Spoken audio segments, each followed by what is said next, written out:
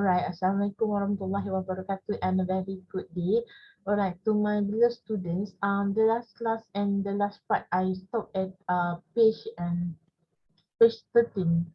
We're still in topic 4 of the information, but in the main textbook is under chapter 3, which is Introduction to OSH Act 1994 and Regulation. I try my best to speed up because it's around 2 weeks more to go before we end our semester, and some of the assessment also, some group assignment are still waiting for you, and some assessment I still want you to do and complete it. Okay, I try my best on that. All right, so the last class we stopped at here. So by today I would like to continue back on our um, discussion for this topic, which is page 40. Okay. All right, so under the page 14 here is being stated about the section 18, which is on the occupier or the place of work to person other than his employees. All right, again, Assalamualaikum warahmatullahi wabarakatuh and very good day. All right, okay, when we're talking about this section 18 and affair of the non-domestic permits which have been made for a place of work to a person not being his employee shall take measure as far as practicable to ensure that the permits all means of the access and egress that of a plan or substance are safe and without risk to health. So, meaning to say, the permit itself, okay, should we have to those who place to the person work not being his employee should take measure whatever it is regards to the conditions of the risk and health, okay, and to make sure that um they have access on that, okay. So in section 19, penalty for offence under section 15, 16, 17 and 18, if a person contravenes the provision of section 15, 16, 17 or 18, he shall be liable for the fine not exceeding 50,000 or imprisonment not exceeding 2 years or both. Okay, so this is the thing. Uh, Penalty for offence for those who are breaching this section 15, 16, 17 and 18. There will be goes with this fine penalty for 50,000 or also imprisonment not exceed 2 years or both. Mereka akan dikenakan punishment lah 50,000 dan juga penjara kurang daripada 2 tahun atau kedua-duanya sekali. Alright, on section 20, general duties of manufacturer, for example, as regards plants for use at work. It shall be the duty of the designer, manufacturer, importer or supplier for any plant for use at work to ensure that the plant is designed and constructed to be safe for use, to carry out the testing and examination, okay, to provide adequate information for the use of the plants, and to carry out the research as far as it practicable to eliminate and minimize risk and to ensure the safe installation. So this is regards to the plant, tempat kerja tu.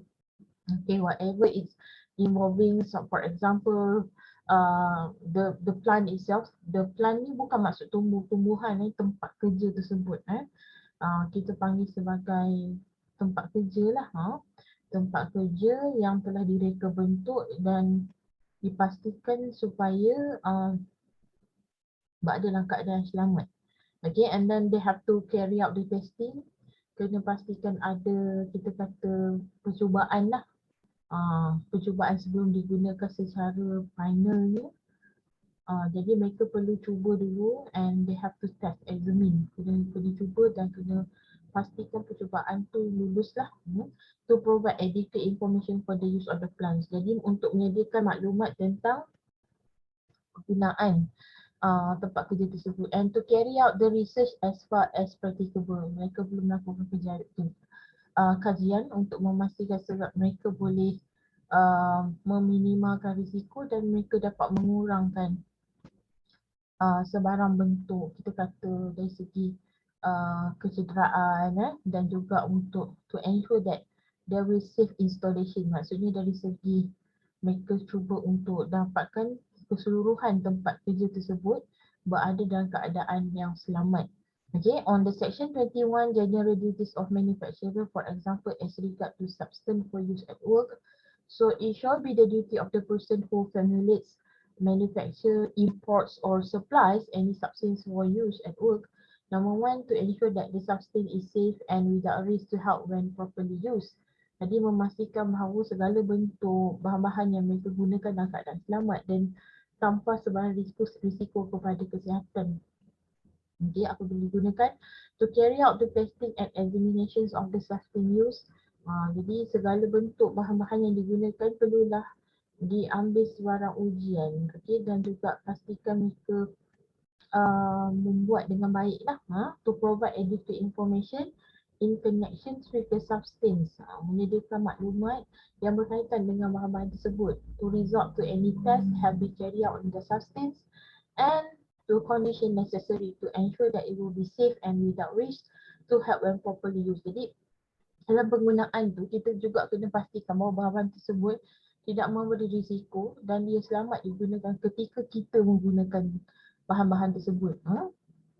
So it shall be duty of the person who undertakes the manufacturer or supply or if any substance for use to work at work to carry out necessary research on elimination or minimizations and any risk to safety or health which the sustain may give a rise. So dia kata kat sini kena ada, dia kata ia adalah tanggungjawab seseorang yang dalam pergilangan tersebut, okay, yang membekalkan juga bahan-bahan tersebut ketika digunakan di tempat kerja, memastikan bahawa sebarang kajian untuk memastikan, mengurangkan dan meminimalkan sebarang risiko kepada kesihatan terhadap bahan-bahan yang telah diberikan.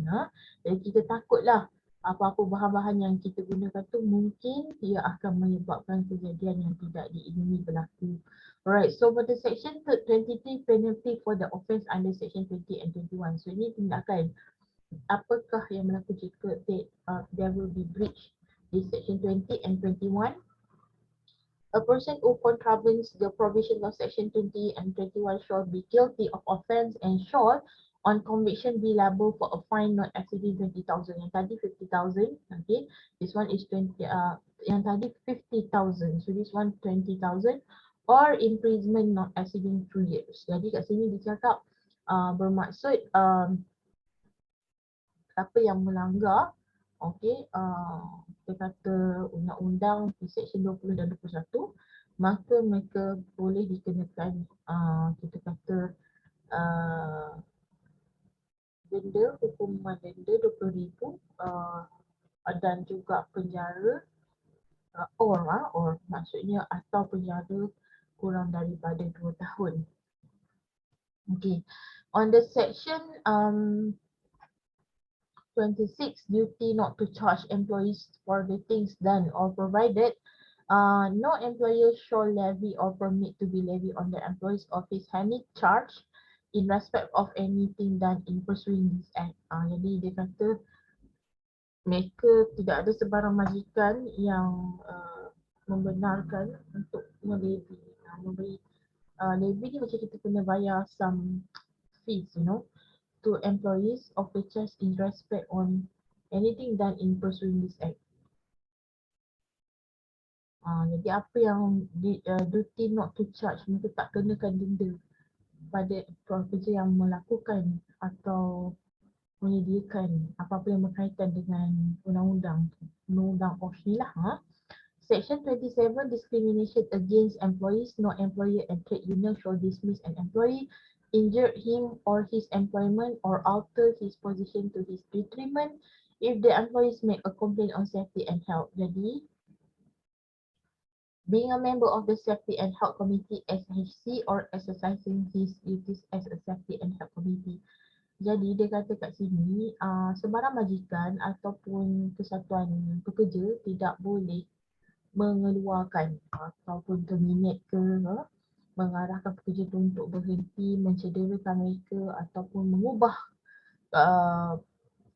kedudukan mereka, position mereka di dalam employment if the employee, jika staff tersebut membuat kita panggil sebagai komplain, kita membuat sebarang aduan berkenaan dengan safety and health matters. Benda ni yang that is something like to ponder, okay, yang sebenarnya berlaku dekat luar sana apabila ada staf membuat aduan, maka staf tersebut dipindahkan ke jawatan lain ataupun di bahagian lain, atau yang the worst thing is mereka mungkin dicederakan ataupun secara indirectly like there used to be abuse at the workplace, violation at the workplace, mereka bully ni ya, mereka buat something like emotional abuse, something like pungutan, itu boleh jadilah. And also it is actually do not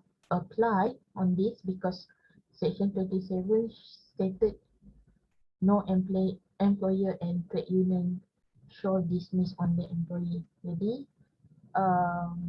dia macam section 26 tadi, tak boleh dikenakan denda kalau employees tu buat benda yang berkaitan dengan OSH. Kalau dia tak buat mungkin kita boleh kenakan, tapi kalau dia buat, macam contoh 27 ni dia complain, aduan tentang kemalangan di tempat kerja. So mereka menganggap itu sebagai satu benda yang mencabar kewibawaan majikan, maka kita tak boleh ambil, majikan sendiri tak boleh ambil tindakan untuk mengeluarkan mereka daripada pekerjaan tersebut. Okay, and then section 28 medical surveillance. Okay, medical surveillance needs to be carried out in the cases of illness that occur due to the nature of processes at work, potential of the high risk of injury to health of the person working in occupational classified in the third schedule, or the person below the age of 60, or any charges to the process of sustained use. Jadi ni dari segi medical surveillance lah. Jika mereka dapat kecederaan, maka mereka perlu mendapatlah rawatan, dan ketika itu rawatan tu berlaku ketika berlakunya proses di tempat kerja tersebut dan mempunyai ada risiko kesihatan dan kecederaan ketika di tempat kerja. Ataupun seseorang yang di bawah umur 16 atau sebarang tindakan yang berkaitan dengan proses ataupun bahan yang digunakan. So ini third schedule yang dia letakkan di atas tadi. Occupation involving special risk to the health, okay, involving the use or handling, exposure to fume, dust or vapors, or silica, asbestos, raw cotton dust, okay, lead, mercury, arsenic, phosphorus, benzena, nitrous fumes, cadmium, beryllium, pesticides. Okay, so involving the use of handling or exposure to tar, pitch, bitumen, mineral oil such as paraffin, chromates, acid, chromate or bichromate, or ammonium, potassium, zinc or sodium. Involving exposure to X-ray, ionized particles, okay, radium, radioactive agents, and involving within compressed air. So benda ni memang jelas kita tahu the substance yang memang bahan-bahan kimia yang berdedah kepada yang boleh memudaratkan kesihatan kita, risiko kita. Jadi mereka perlu mendapatkan medical surveillance tersebut. Perlu dapatkanlah bantuan rawatan tu jika mereka terkena dekat dalam bahan-bahan seperti ini. Pada kita nampak it's a very simple, kalau benda tu mungkin tak nampak secara direct, tetapi that product contain this one, itu bahaya. Kalau produk tersebut mempunyai bahan-bahan dalamnya kita tidak tahu. And then after we look into the ingredients ataupun dia punya substances punya materials, then wow, they can see it. Ada bendanya. Okay. On the section 29, safety and health officer, an occupier shall employ a competent person to act as a safety and health officer at the place of work. The safety and health officer shall be employed exclusively for the purpose and observance of the act and to promote the safe conduct of work at the place of work. Okay. The office shall possess the qualifications and receive appropriate training on OSH. Jadi, majikan tersebut ataupun safety and health officer tersebut mestilah seseorang yang kompeten. Okay, orang yang sangat kompeten dan orang yang sangat kita kata capable to become safety and health officer at the workplace. Jadi, the safety and health officer shall be employed exclusively, secara eksklusif. Mereka perlulah kita kata dipilih, okay.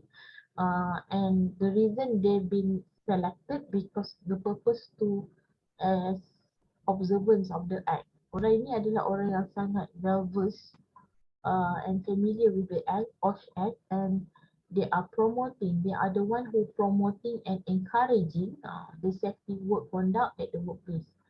Jadi the office shall be possess qualification. Now sekarang ramai qualification daripada bidang OSH ni and receive appropriate training on OSH.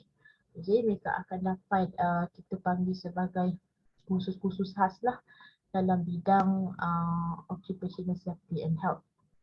Okay, untuk Section 30 Establishment of Safety and Health Committee at the place of work, every employer should establish a safety and health committee at the place of work if there are 40 or more person employed at the place of work. Jadi, mesti ada safety and health committee jika ada 40 hingga lebih orang yang telah menjadi pekerja dalam satu tempat kerja.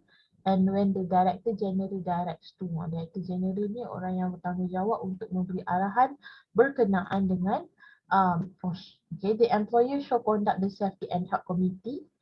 Majikan tu mesti kena conduct lah berkenaan dengan safety and health committee and to promote and develop a safety management system. Jadi mereka adalah orang yang perlu menggalakkanlah, membangunkan pengurusan safety ni, keselamatan and appropriate measure to ensure effectiveness. Contohlah macam buat fire drill. Fire drill ni seolah-olah kita berlaku dalam, kita buat simulation yang seolah-olah simulasi ketika kebakaran. Apa yang perlu dilakukan? Ada orang, dia staff lah, saya cakap staff. Secara general mereka memandang benda ni sebagai sesuatu yang sangat remeh. Okay, they don't even know that this is a very important simulation because when we are in the very real emergency, we do not know what should do. By having this fire drill, actually is encourage us to cope with the real situation. Oh, kalau berlaku sebenar jangan naik lift. Oh, kalau berlaku sebenarnya kebakaran, kita kena gunakan emergency staircase. Sekiranya dah terbakar, okay, kawasan-kawasan tertentu contoh, apa kita perlu lakukan? Okay, kita kena merangkak, jangan berjalan seperti biasa kerana keadaan karakter asap adalah berada terapung di udara kan. Jadi kita kena merangkak ke bawah untuk mengelakkan kita menyedut asap yang sangat banyak. Jadi benda-benda ni lah yang kita kena ambil something like the concern, okay. When we do this fire drill and then we know what is the action taken. Ni bila majikan membuat fire drill, panggil maksudnya pegawai-pegawai bomba, maksudnya real, okay. Dan pegawai bomba tersebut akan menilai dari segi adakah kita lulus atau tidak dalam ujian drill, fire drill tersebut.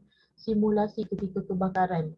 Ni ada yang masih lagi, contoh yang pernah berlaku di IIC lah, masih lagi mengajar dalam kelas. Yeah, I know that is a particular that our job itself kan, masih mengajar seperti biasa and the student is not being asked to go where everybody dah berkumpul pun dekat assembly punya pelan tu kan, berkumpul di kawasan yang diarang untuk berkumpul, berhimpun. So it's really tiring when we talking about this because when come to the real emergency, this is the thing that we cannot play and we cannot force play. Benda yang kita tak boleh nak buat main-main. Benda ni serious, this is a serious. That's why we do these simulations.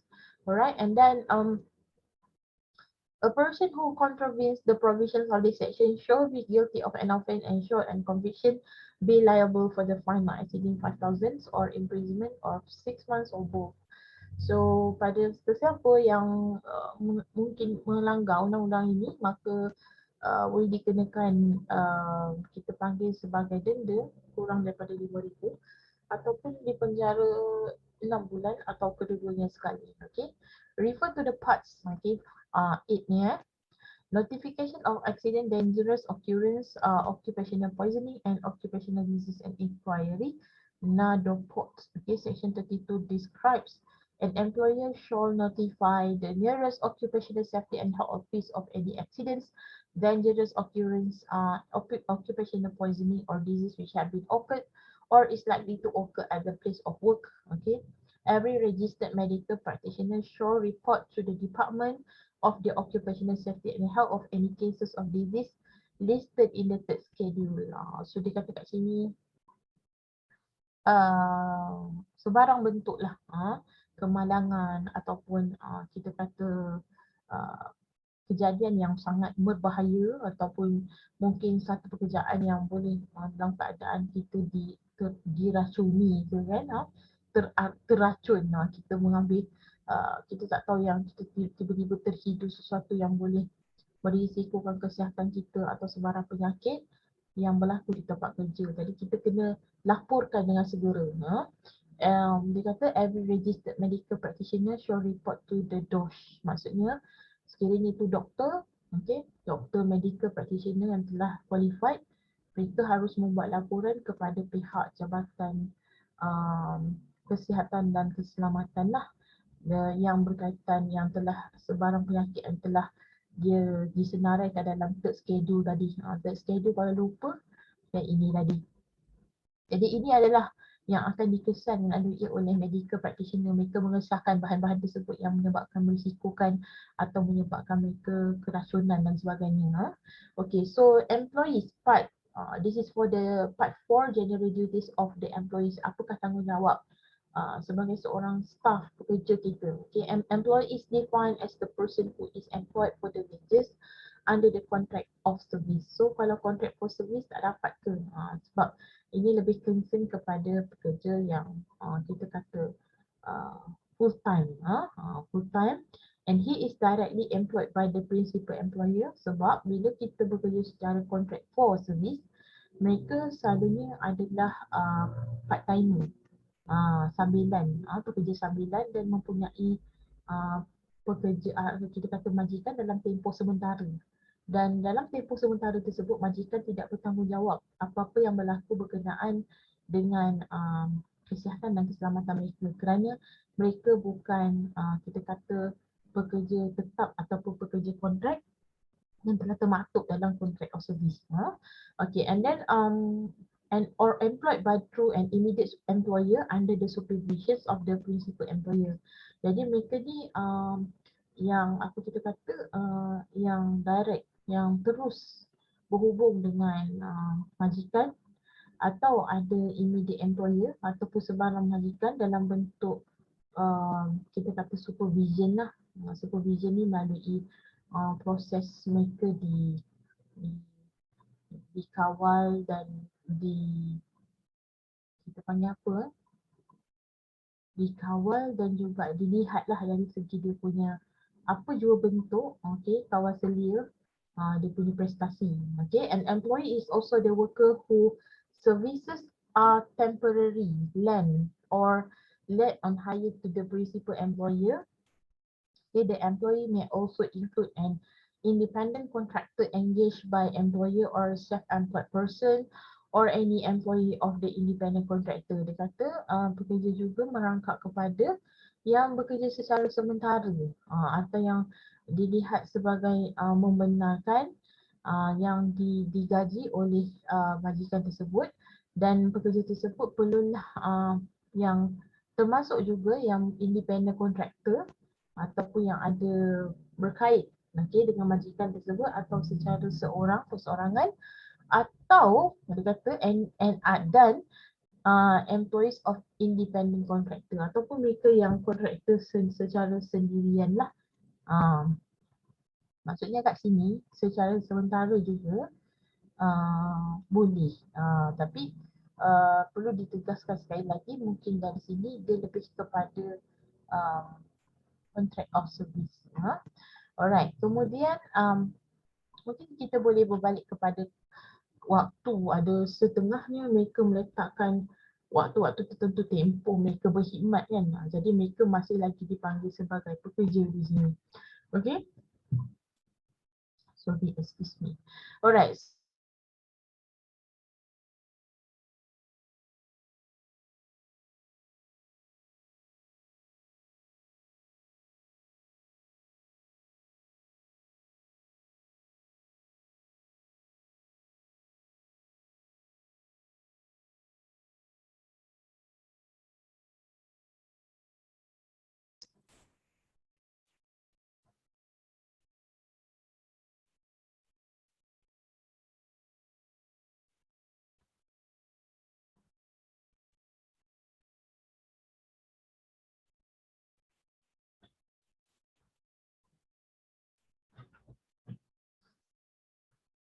Okay, I'm back sebab ada what we call some of kita panggil sebagai technical mic problem. Okay, so for the general duties of employees at work. Okay, number one, to take reasonable care for the safety and health of himself and of others who may be affected by his or act or omission at work. Okay, that is number one. Itu adalah tanggungjawab pekerja ketika di tempat kerja. Number two, to cooperate with his employer or any other person in discharge of any duty or require imposed on the employer by this act. Okay, untuk bekerjasama dengan majikan atau sebarang pekerja yang mempunyai requirement, okay, yang telah diberi oleh pihak majikan dalam akta ni, maksudnya mereka perlu bekerjasama. Yang pertama tadi, to take reasonable care, maksudnya menjaga dari segi apa juga bentuk keselamatan ketika membuat kerja tu, to wear or use at all times any protective equipment or clothing. So dekat sini maksudnya clothing ni dari segi menggunakan PPE lah, memakai dan menggunakan dengan betul at the right time and using in the correct things, correct procedure, all the protective equipment or clothing, and to comply with any instruction or measure on the occupational safety and health institute by the employer. Jadi memastikan bahawa mereka mematuhi undang-undang atau sebarang bentuk yang berkaitan dengan occupational safety and health that instituted by the employer. So dia kata kat sini, jika in subclause subsection 2 ni, if the employee contravenes this section, shall be guilty of an offence, the shall and conviction be liable for imprisonment not exceeding 3 months or fine not exceeding 1,000 or both. Jadi apa yang cuba diberitahu dekat sini adalah mereka didapati bersalah melanggar undang-undang di atas ni, akan dikenakan hukuman penjara, kurang daripada 3 bulan, atau juga hukuman denda 1,000 atau kedua-duanya sekali.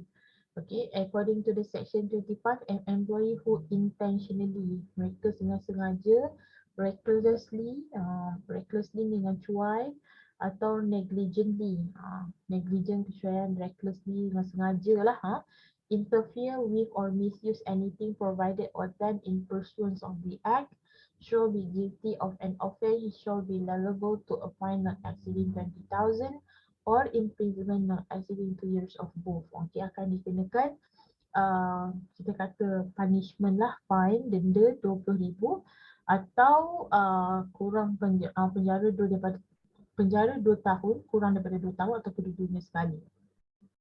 Yang ini contohnya bermain-main di tempat kerja, sedang kita tahu berisiko, berlari-lari ataupun menggunakan acah-acah, kan kita kata gunakan alatan untuk macam bermain cosplay and all sudden cedera.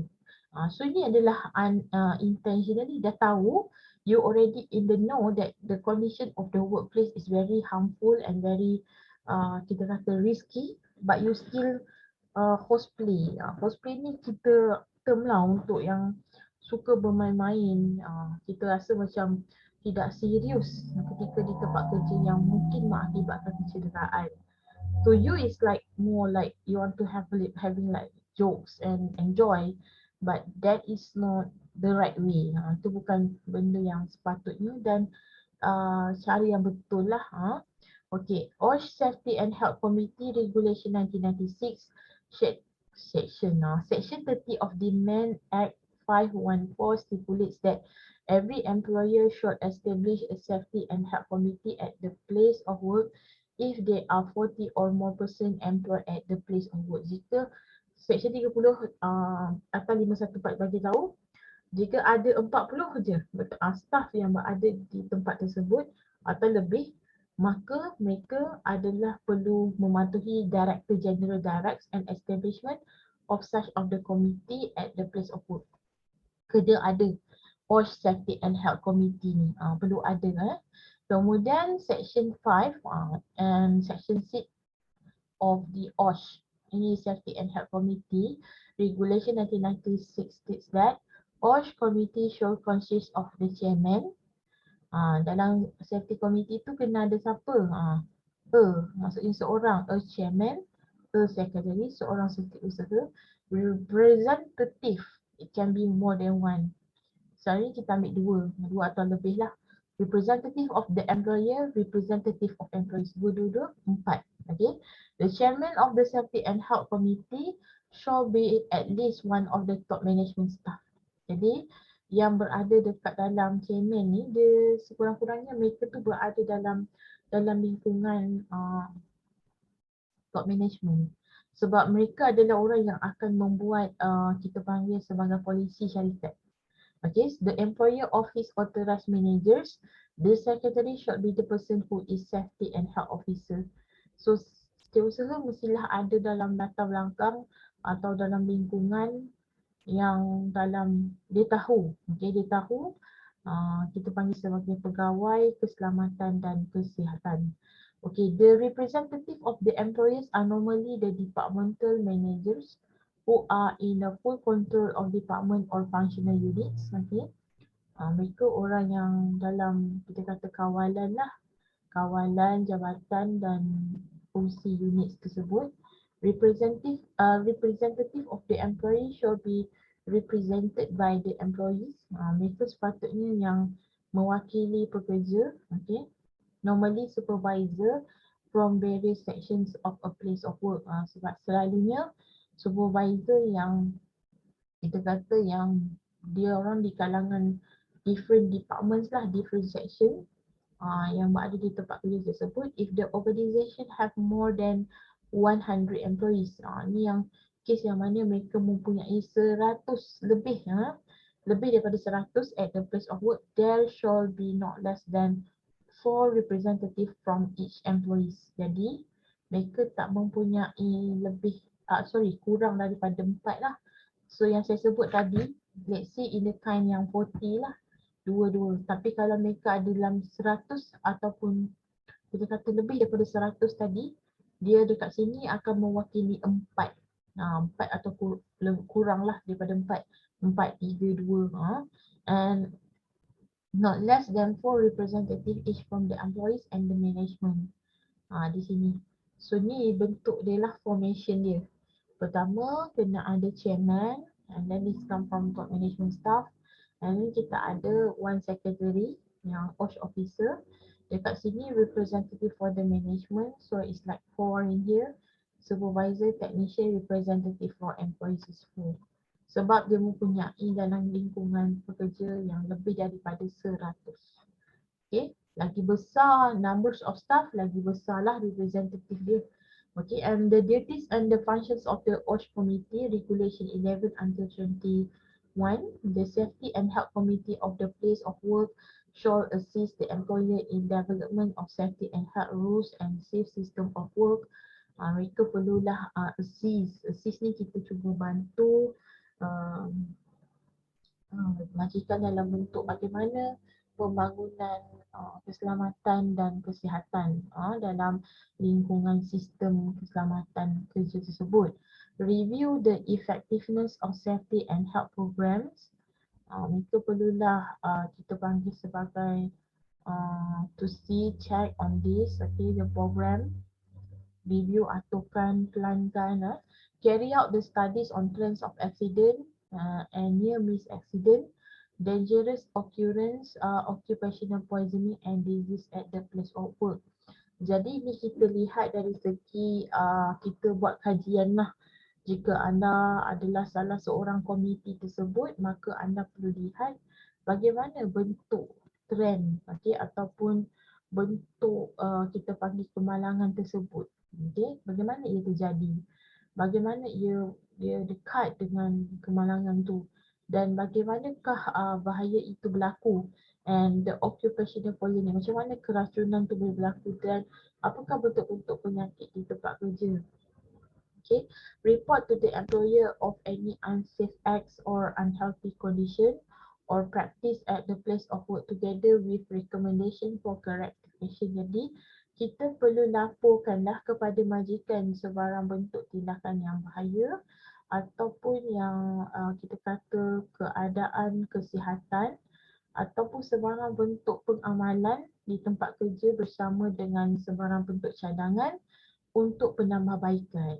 Jadi bila kita buat aduan kepada majikan tu sebarang bentuk tindakan ataupun kita panggil sebagai ialah tindakan yang bahaya dan tidak selamat ni, sebenarnya kita cuba untuk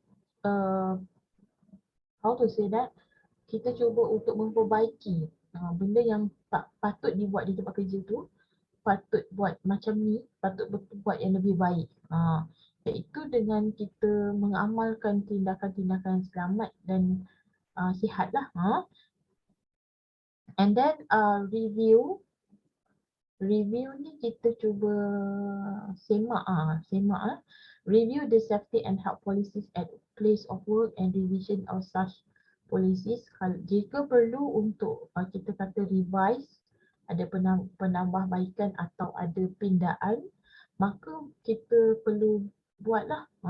And then inspect the place of work at least once in 3 months. Maksudnya kalau once in 3 months, it's 4 times a year. Okay. And make recommendation of remedial measure or any matters detrimental to safety and health of workers. Jadi sentiasa membuat semakan, inspect, check sekurang-kurangnya 3 bulan sekali. Jadi dia lebih kurang 4 kali setahun lah. Berkenaan apa-apa yang berkaitan dengan sebarang cadangan ataupun bentuk-bentuk yang untuk kita memperbaiki ataupun untuk kita remedial ni lebih kepada macam mana kita nak merawat merawat dan memastikan kejadian seperti ini tak berlaku lah. And then inspect the place of work soon after any accident occurrence at the place of work. Jadi kita kena buat siasatan apabila berlakunya kemalangan di tempat kerja dengan segera, soon. Bukannya hari ni berlaku kemalangan, tahun depan baru buat semakan ataupun buat siasatan. Tak boleh Dia kena segera, dalam kadar segera, mungkin keesokan harinya. Sebab kita nak nampak this is something like the proof being taken during at the workplace. Produce a written report of all accidents, investigation or near misses. Kena keluarkan ataupun kena buat satu kita panggil laporan bertulis yang berkenaan dengan siasatan kemalangan atau yang berkaitan dengan kemalangan tersebut yang hampir-hampir berlaku. Attend meetings to discuss cases of accidents, recommendation and measure to prevent reoccurrence of such incident. Dia kata kita hadir dalam mesyuarat untuk membincangkan tentang kes-kes kemalangan tersebut dan sebarang bentuk cadangan dan juga apa juga bentuk measure ni dalam cara kita ambillah langkah-langkah kita untuk menghindari berlakunya insiden kemalangan lagi. Sekali lagi, and assist the employer in any form of communication and promotion system pertaining to safety and health activities and rules. Dia kata kita perlulah assist ni kita kendalikan kita punya majikan dalam bentuk komunikasi dan promosi sebarang sistem yang berkaitan dengan kesihatan dan keselamatan aktiviti dan cadangan. Bukan cadangan, rules ni lebih pada undang-undang. So the OSH committee shall assist the employer in any competition for OSH. Jadi kita kena juga assist, kendalikan majikan kita sebarang persaingan competition ni yang berkaitan dengan OSH and organize talks on OSH. Kena ada banyak. Kalau sekarang online kan lagi banyak webinar yang berkaitan dengan occupational safety and health and to promote a safe conduct of work at the place of work. Jadi kita cuba untuk cari sebarang bentuk promosi bagaimana kita mengendalikan kita panggil sebagai safe conduct at work. Maksudnya dari segi macam mana kita nak mengendalikan kerja secara selamat di tempat kerja. Okay. And then kita ada keep and retain minutes of meeting, MOM. Perlu ada ni. Apa benda kita buat, perlu for minimum of 7 years of those inspection as well as for the employer. Kita kena simpan sekurang-kurangnya minimum minutes of meeting tu selama 7 tahun. Kalau 2014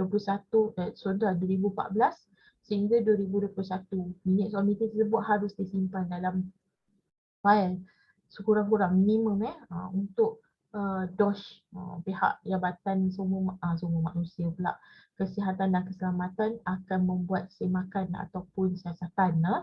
Ensure all the committee members are well trained, informed and have a basic knowledge and understanding on OSH matter. Jadi semua komiti perlulah adalah orang dalam di kalangan yang sangat well trained, yang telah diberi kursus dengan baik, diberi maklumat dan mempunyai sekurang-kurangnya maklumat dan kefahaman tentang OSH ni dengan baik. At least mereka tahu yang asas. And carry out the meeting not less than once in a 3 months. Sekurangnya tidak kurang daripada satu dalam masa 3 bulan. Maksudnya 2, 3, 4, perlu ada banyak lah. In every meeting, the chairman and the secretary not less than half of the remaining members shall constitute a quorum. Mesti ada, orang-orang ni mesti hadir. An inaugural OSH meeting for the first time should be convened by the employer and to announce OSH policy plans and proposal. Apa-apa jua bentuk yang berkaitan dengan kesihatan, keselamatan, aktiviti, polisi, plan dan juga cadangan perlulah ada ketika pertama kali mereka mengadakan meeting tersebut bersama semua committee members. A copy of minutes of OSH meeting should be furnished to every member within 2 weeks after the meeting had taken place. Setiap minit of meeting perlulah macam mana pun caranya diberikan, di-emailkan kepada semua ahli-ahli komiti untuk memastikan dia mereka in the know. It shall also be the duties of the employers to support the OSH committee as stipulated by the regulations. Regulation 16 to 31 as follow. Jadi dia juga mempunyai tugas-tugas ataupun kewajipan ataupun peranan majikan untuk menyokong OSH committee. Okay. So dia banyak. So saya akan berhenti di sini di page 21 ini untuk sambung apakah bentuk-bentuk peranan majikan, and stay tuned with me. Kita untuk topik 4 ni so long, so I will try my best to equip you and providing you the video lecture to make sure you're understanding in this subject. Thank you so much and Assalamualaikum. Okay.